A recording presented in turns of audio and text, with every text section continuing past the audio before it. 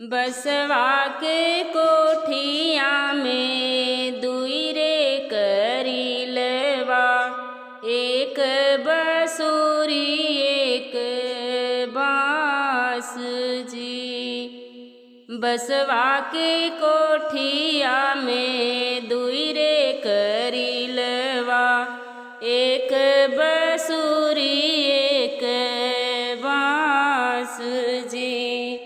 माई के कोखिया में दुई रे गदेलवा, एक बहिनी एक भाई जी।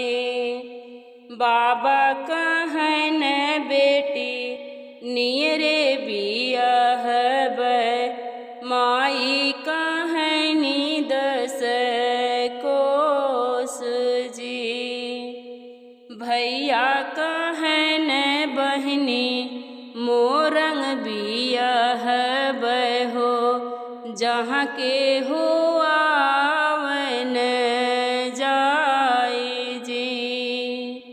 भैया कहन बहिनी मोरंग बियाहबै हो, जहाँ के हुआ वन जाई जी।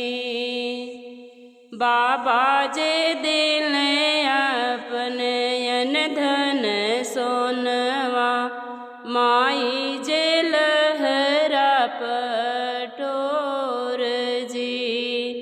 भैया जे देहन आपन चढ़ने के घोड़वा हो, भौजी महुरवा के गाँठ जी। बाबा के सोनवा हम 9 दिन पहिरब, हट जइहे लहरा पटोर जी। भैया के घोड़वा हम नग्र कूदैबै, भौजी के अपजस होई जी। भैया के घोड़वा हम नग्र कूदैबै, भौजी के अपजस होई जी। माई के कोखिया में दुई रे गदेल